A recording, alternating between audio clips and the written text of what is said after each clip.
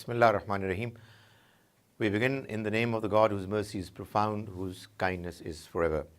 We had already started doing the translation of Ayatul Kursi, the famous verse of Surah Al-Baqarah, in the light of the little principles that we've already understood. And we had reached towards the very end of the verse, which we shall continue today in this session for the purpose of trying to see how the principles that we have learned as yet do get implemented in the Quranic text. And this exercise is always going to be very important in the process of learning that we have undertaken, because the reason why we are doing all this is to learn the text of the Quran directly, trying to understand what it means. So we're trying to figure out that when there is in the Quranic verses a noun which is taking rafa, the nominative case, or nasab, the accusative case, or jar, the genitive case, why does it so happen? And because we have gone still further to understand mudaf, governing noun, and mudaf ilayh, the governed noun, we do also look at the possibility if we have some cases of mudaf ilayh as well in the text. So now I will continue with the part that was left in the last session, which was wasi'a. Wasi'a is a verb, and we have not as yet talked about verbs. Kursi. Now, the parts of the noun that precede the very last part of it, the very last alphabet, or some more, those parts are just there to, the symbols are there to show what the pronunciation is. These are the harakat, we've already seen it. Wasi'a kursiyuhu samawat.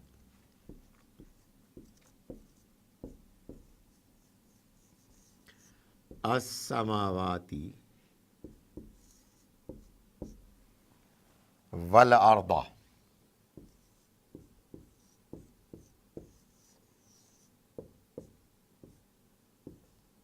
Now, wasi'a is a verb that it is spread across. What? Kursiyuhu. His kursi, chair, which is throne, symbolizing in the metaphorical understanding the administrative power, jurisdiction of the Almighty. It has spread. So wasi'a is a verb, and as we've already seen that in case of verbs, we always look for the fa'il, the doer of it, which is the subject. And the fa'il of a verb would always take the rafa case, the rafa i'rab, the nominative case. So don't be surprised if you find rafa over here. That's what is wasi'a. Wasi'a, spread across. What? His kursi, his throne. So throne is what is spread across, the doer, the subject of it. The question that should come to your mind is, why is it with one single harakat and not double, which should be normally the case if the noun is not preceded by alif lam?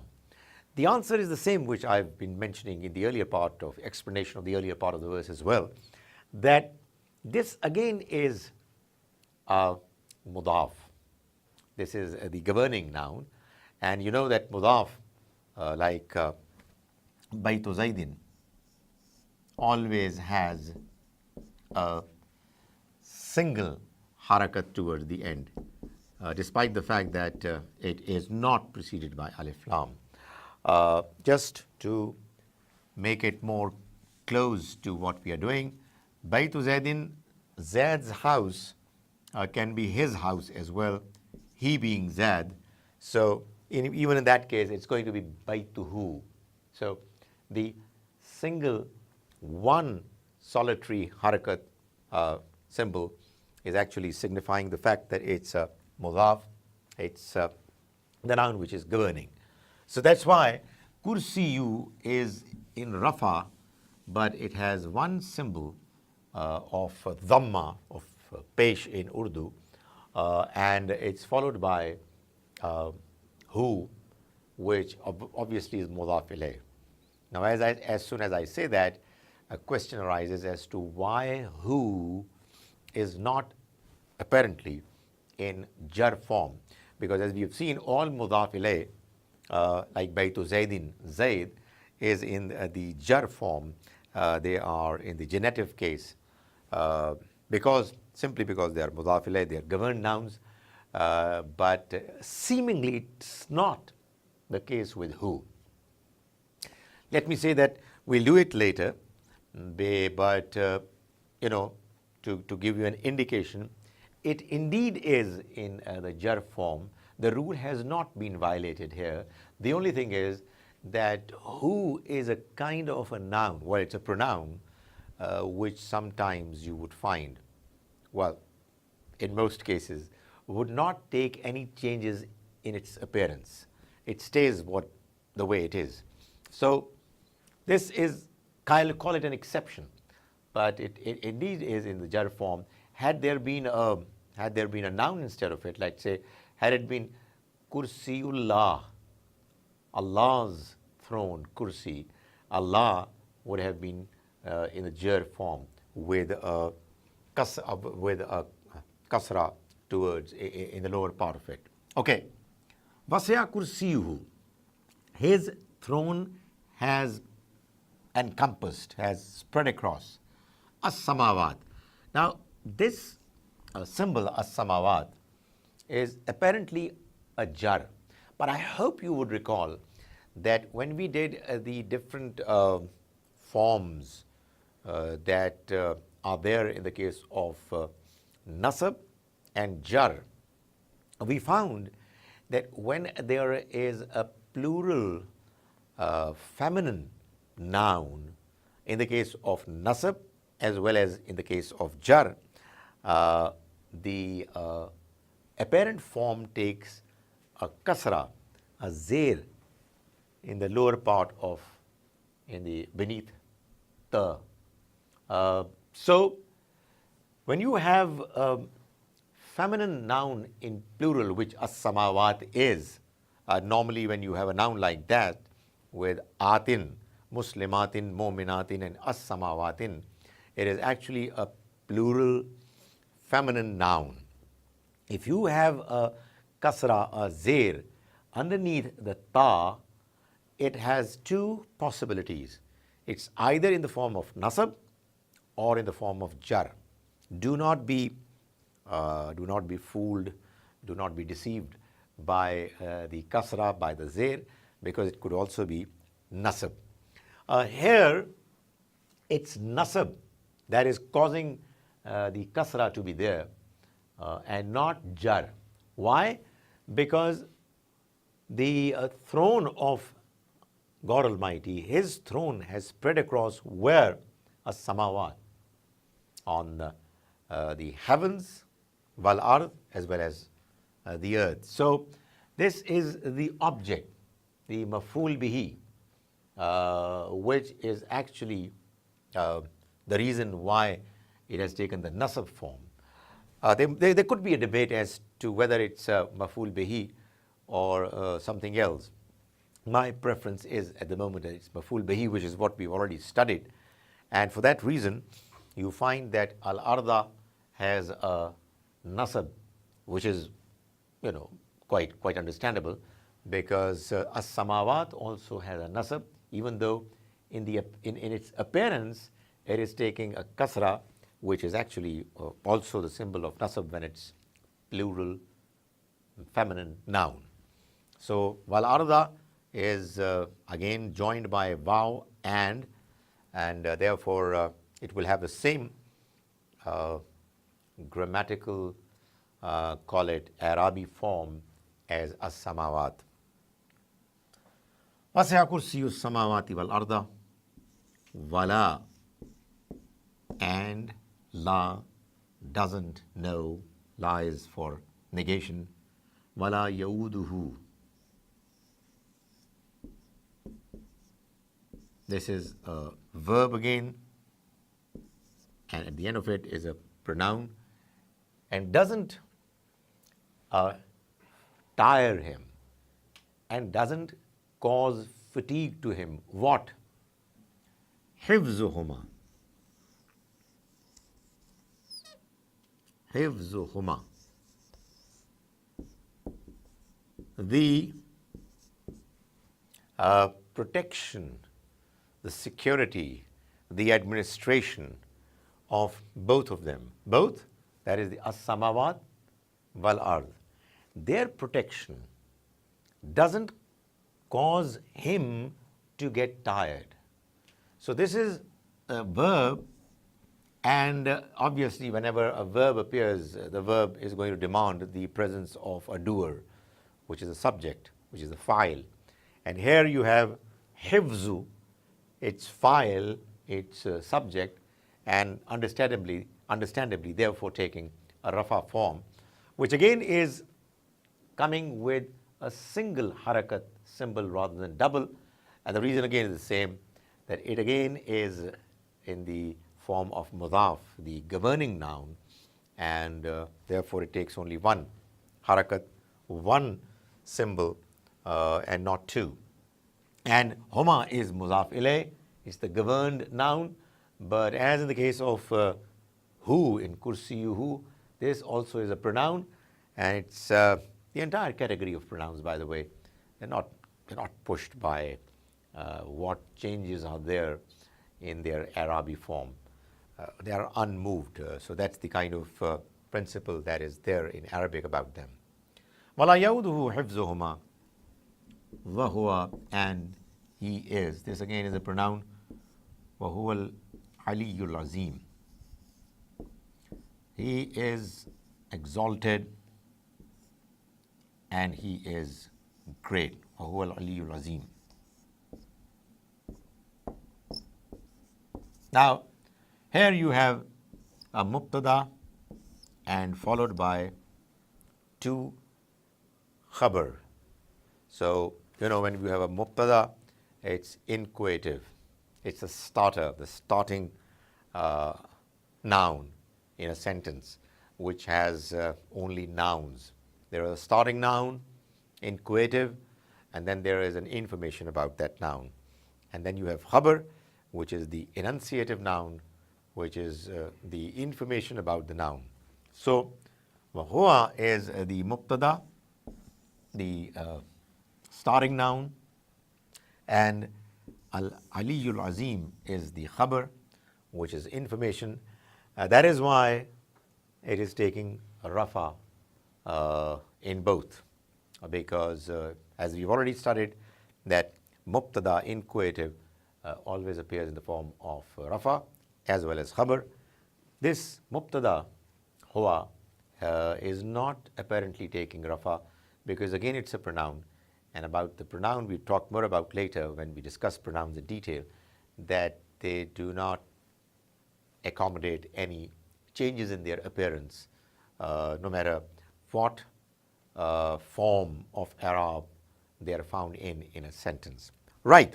This was a practice session for making an attempt to apply the little principles, number of principles that we have already discussed. Now, we move on to continue to understand the different possibilities why a noun, when it appears in a sentence, takes different forms of Arab. As you would recall, we've already done rafa and jar. And I mentioned that rafa, the nominative case, and jar, the genitive case, they have a limited number of possibilities as to why these two cases, forms of Arab, appear on a noun in a sentence. Then we started a discussion on the third, well, in the normal sequence, when it's mentioned, we mentioned 3 Arab, nasab comes as number 2.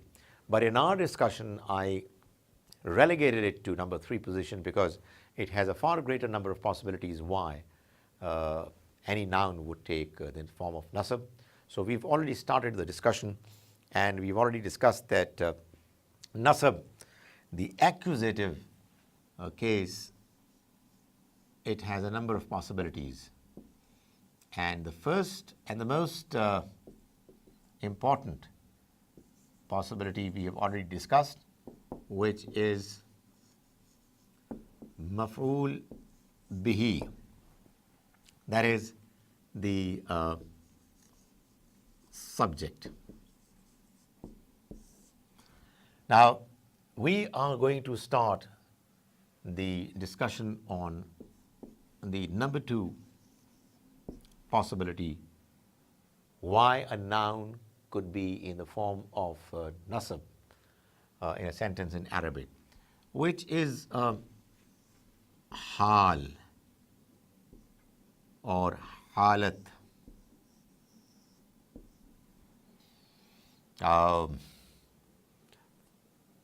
We take it for the time being as state. State.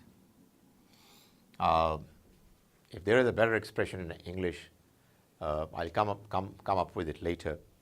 But right now, let's agree that when we're talking about hal, we're talking about the state in which a certain act was either done by somebody or was happening on him. This in Arabic is done when you have to mention, for example, that, let's take the same oft repeated example, repeated so many times that some of you might get fed up with it, but it's always probably useful to have the same example so that we're not lost in the discussion of vocabulary, and we're really focusing on understanding how the different forms, the different principles get applied. As far as vocabulary is concerned, we can talk about it later, and obviously when you read the Quran, you get more and more vocabulary of it. Dharaba, beat up, Zaidun, Zaid, Khalid, and Khalid. Now, you want to mention the state in which, for example, Zaid was when he was beating up Khalid. So there is a way, a pretty comfortable way in which it can be expressed in Arabic, which is bring in the appropriate word for what you want to say. For example, I want to say that he was actually laughing while he was beating up. When you say laughing, you would say dhahika is the verb, which really means he laughed. But the one who laughs, the noun expressing this verb is dhahikun. And you would find that this is a normal pattern in Arabic, that you have a verb in many cases, not all, but in many cases. And you put the verb in the form of a noun in this mold. Add an alif in the middle, and you will have the noun, which is the doer of dhahika. Dhahika, dhahikun. Dhahikun is the one who laughs. Now, I have put a rafa at the end of dhahikun, well, for no good reason. Honestly, that's what the pattern is, that when there is no Arab and you've got to put some Arab, by default it's rafa, but it could be nasab as well as jar. So, I'm not going to the details of this discussion, but just giving you another example. Alima is a verb and the noun is alimun and so on. Right. Now, dhahikun is the one who laughs. Now, you take this noun, you put it at the end of the statement and just simply put nasab, and the trick is done. Remember that when there are two symbols of fatha for a nasab, when obviously there is no alif lam or it's not in the form of mudaf, which is the governing noun, then it would not, then it would take two harakat, two symbols, and alif is also added. Now, what it would mean is that Zaid beat up Khalid while he was laughing, in a state of laughing, while he was laughing. Now, this whole statement, which in English is actually taking quite a few words, in Arabic, only one word would suffice, and that is dhahikan. The fact that it has appeared in this sentence where there is a verb and you have put a nasab on it, the job is done. So that is what is called hal. You know, the hal, the state of the subject, and should I also say object? I'll talk about it later. When you want to express it in a sentence, you just have to do bring in the appropriate noun, and the trick is going to be done. So that's why you have a nasab. Now let me also say that if you were to question me that why do you think that this statement is actually suggesting that Zaydun, the subject, was laughing while he was beating up Khalid, and why is it that Khalid was not laughing? I mean, what is there in the sentence that gives you the confidence to claim that it was Zayd laughing? Well, my answer is nothing. Normally you would assume that the one who is beating up is the one who's going to be laughing logically, and not the other one. But it could be equally possible, as far as the manner the statement has been phrased, that it could also, this dhahikan could also be applicable for Khalidan. And obviously, if you have used this statement in a context, if you are seeing both of them, you can tell from the manner a person is behaving as to whether it's Khalid who is laughing or it's Zaid who is laughing. And if you have this sentence in a text, in a story, you would still be able to probably make out. But what I'm saying is that in Arabic, if this statement has appeared like this, both possibilities, that is Zaydun, the subject, or Khalidan, the object, could be the ones who might be laughing. There could be another third interesting possibility, that both could be laughing. Zaid, while beating up Khalid, probably doing it gently, jokingly, and Khalid getting beaten up is also laughing. Now, when both are laughing, obviously you have to come up with a noun which is expressing the double presence of two nouns, not one. And of course, the double noun is going to be not dhahikan. It has to be the tasniya or musanna of dhahik, which is either dhahikani or dhahikaini. And obviously, I have to ask you whether, if you have to say that Zaid beat up Khalid while both were laughing, is it going to be dhahikani or is it going to be dhahikaini? And I'm sure that all of you would say it's going to be dhahikaini. Why? Simply because of the fact that dhahikaini is halat in this statement, And halat is what appears in the form of nasab, and the double noun expressing two of the same, when it appears in the form of nasab, it comes in the form of alimaini, muslimaini, and zahikaini. So Zaid beat up Khalid while both were laughing or in a state of laughing. Now, when we have this, started the discussion on hal, let us complete hal. There are two other possibilities, even though we are right now talking about simple noun and the manner it's taking different forms of Arab. Let me complete the discussion on halat, at least in principle. And I'm doing it because there are lots of the other possibilities also there in the Quran, which is halat can appear in the form of zahikan, nasab, and sometimes the same sentence, Zaraba Zaidun Khalidan, and instead of zahikun, it would be, instead of zahikan, it would be Wahuwa